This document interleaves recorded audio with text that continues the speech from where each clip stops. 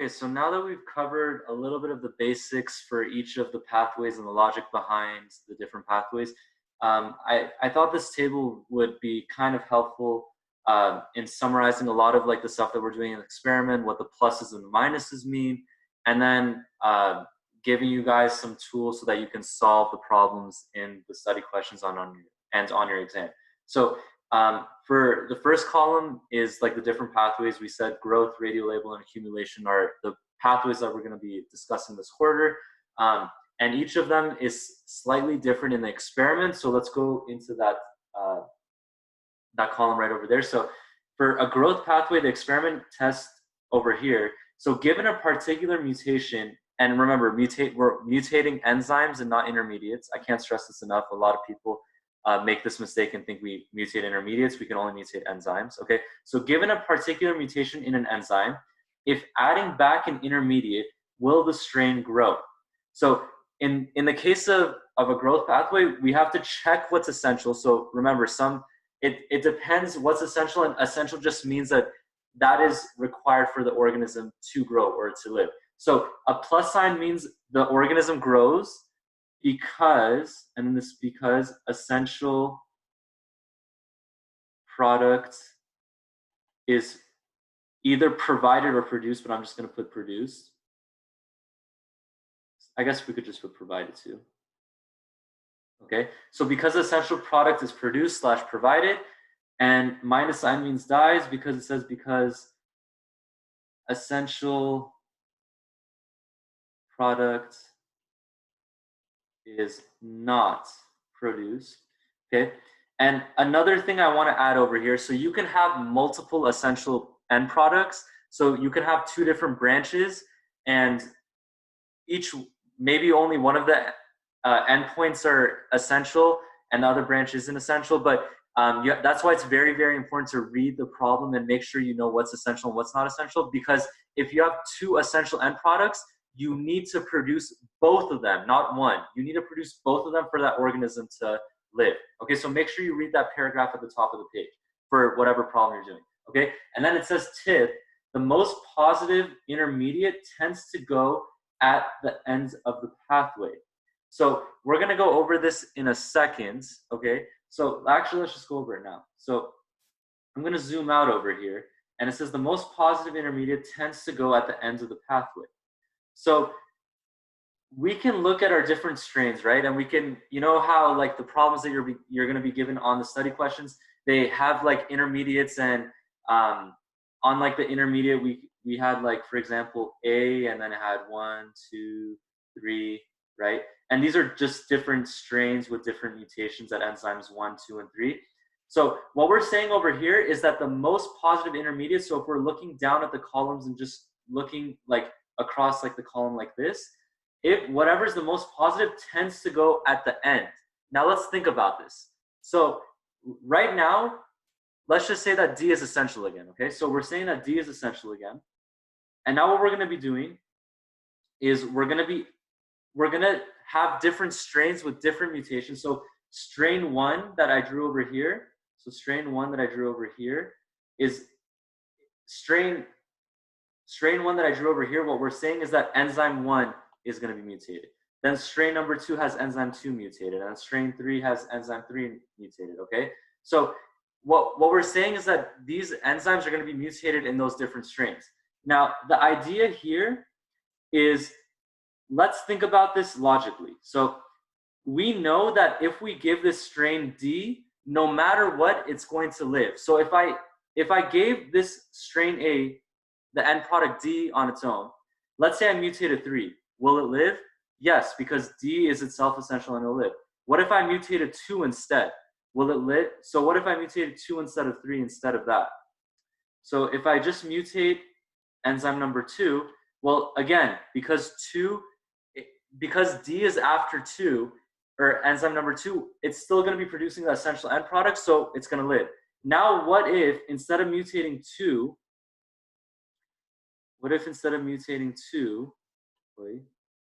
I'm going to now mutate enzyme number 1, okay? Well, if I add back D is still after enzyme number 1, and it's going to live. So because the intermediate D is at the end, so if I was going to draw this table with A, B, C, D for this growth pathway, no matter what I mutate, if I mutate 1, if I mutate 2, if I mutate 3, if I add back D, no matter what, it's going to live, okay? So that means that the most positive thing, it's going to be at the end. Now let's think about it the opposite way. Well, let's look at if we add back A. So let's say I add back A, and I look at a strain where enzyme number 1 is mutated. Well, A is before enzyme number 1, which I mutated, so A can't be converted to B, and I won't get to my essential end product, right? So now let's say, okay, so in that case, it's going to die, so we're going to put a minus sign, because a minus sign means that the essential product is not produced and it dies. Now let's go to number 2. Well, if I mutate number 2, if I'm mutating number 2, and I add back A, well, A can be now converted to B, but because B can't be converted to C, that means it's not going to live again because I'm not producing my essential end product, so it's going to die again. And then if I now, I think you guys get the idea, if I mutate number 3, the same thing's going to happen because now I can go from A to B to C, but C can't be converted to D, so I don't produce my essential end product, so it's not going to live, okay? So the idea here is that because D is at the end, no matter if I mutate 1, no matter if I mutate 2, no matter if I mutate 3, it's going to end up living, so I produce my essential amino acid, and that's why it lives.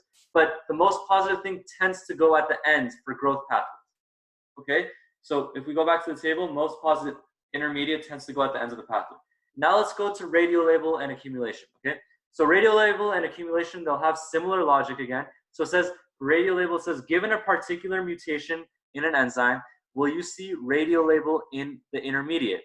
A positive sign means yes, you will see the radiolabel in that specific intermediate. A minus sign means no, you will not see that radiolabel in the intermediate, okay? And the tip here is that the most positive intermediate tends to go at the beginning of the pathway. So let's look at this and see why that is, okay? So I'm going to erase a few of the things. Now in this case, we don't have essential because we're doing a radiolabel experiment, okay? So we're going to go like this, and we're going to erase essential again. Okay. We're going to erase this. And we're going to erase these. I'm going to go like this, and I'm going to do the same. Or actually, I kind of want to have these tables next to each other so that you guys can compare and contrast them. I'm going to go like this, this, and then like this, okay? So this one, just so that we're keeping track, this is for your growth. Now I'm going to make another one for your label, radio label, and we're going to do the same thing, A, B, C, D. We're going to go A, B, C, D. We're going to 1, 2, 3, 1, 2, 3. Okay, and now let's try the same thing. Okay, so again, now we have these different strains, and maybe I should now erase the strain A because I think that is a little bit misleading. Okay, because we have intermediates A and B. Okay, but again, they're different strains. Again, have different mutations on different enzymes. Okay, so what we're going to be doing over here, and I drew label wrong, is again, we're doing a radiolabel experiment. So I'm going to provide this radiolabeled A, and we're going to see where the radiolabel ends up in the experiment, okay? So let's say I provide a radiolabel A, so I'm going to just be putting radiolabeled A into the experiment, and I'm going to mutate enzyme number 1. So I'm looking at this column now, okay? So if I mutate enzyme number 1, so I put in radiolabeled A. Can the radiolabel be passed anywhere? Well, because A can't be converted to B, B will never be radiolabeled, and then C and D will also not be radiolabeled. So the idea here is that I will see radiolabel in A, but I won't see it in B, C, and D, okay? Now let's do the same thing again. Let's go and now mutate for number 2. So now we're going to go to this one and mutate this one, okay? So we're going to now mutate enzyme number 2, and we're going to, again, provide it radiolabeled A because that's our starting material, and we're going to go through the experiment again. Well, if I give it radiolabeled A will become radiolabeled, and then enzyme 1 now works, so the radiolabel can be passed to B, so B will be radiolabeled, but will I see radiolabel in C or D? No. Remember, this is kind of like a blockade. When you mutate something, it won't be able to pass through. So we're only going to see radiolabel in A and B, but not in C and D, okay? And then we're going to do the same thing and now mutate enzyme number 3. So we're going to now mutate number 3. And we're we're gonna go like this. So if I give it radiolabeled A, radiolabeled A can be now converted to B, so I'll see radiolabel in B, and I'll also see radiolabel in C because enzyme number 2 now works. So now the only place I will not see radiolabel is in D. So we're gonna go like this, plus, plus, plus, because we see radiolabel in A, B, and C, but we will not see it in D. Now, I'm gonna get you guys to look at this in a second. So what I want you guys to do is tell me, looking at this table right over here, notice how A is always, it always has a plus sign, okay? And that's because no matter if I mutate 1 or 2 or 3, A is always before the mutation, so it's always going to be radiolabeled. And that's why if I go over here and I look at radiolabel, the most positive thing will tend to go at the beginning of the pathway because no matter what you mutate, it's going to contain the radiolabel. This is opposite or opposing to growth, which is where we saw that the most positive thing tended to go at the end of the pathway. And the reason why I went at the end is because you have, if it's at the end, that means it's closer to that essential end product, and adding that back will help us produce the essential end product. So that's why it's very, very important to look at what type of pathway you have, because the pluses and minuses mean different things. And they'll, if you're filling out a chart, they're actually gonna make you fill out the chart differently. So I'm actually gonna fill out the rest of these charts right now. So I'm gonna do it for a growth pathway, and I'm gonna fill it out right now. So we're gonna say that this is going to be, we're gonna say that this is going to be this, and then this is going to be this, okay? And now I want you to look at growth and radiolabel, okay? And I just assumed D was essential and just filled in the rest of the table. So if you wanted to stop the video and follow along, you could do that as well. But notice how the pathways were exactly the same, right? For growth and radiolabel, I used the exact same ones, but then notice that the chart that I drew out was exactly the opposite, right? Notice how D has all the pluses here, but D has all the minuses here. And then A has all of the plus signs here, but it has all minus signs here. So it is very, very, very crucial that you guys read what type of pathway you have, because depending on the different type of pathway you have, it's going to cause you to draw in your table differently or draw in your pathway differently.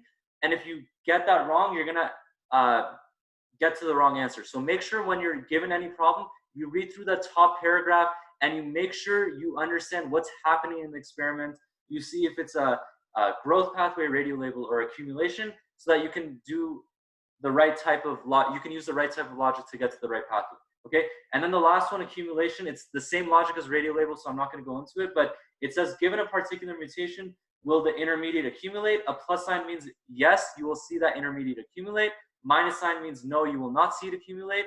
And then the most positive intermediate tends to go at the beginning of the pathway, but for accumulation, you have to make sure that you're also, it depends because some of the study questions are a little bit different, but make sure you look at if it's checking for irreversible steps and we have to keep taking that into account or not, but it follows the same logic as radiolabel pathways, okay?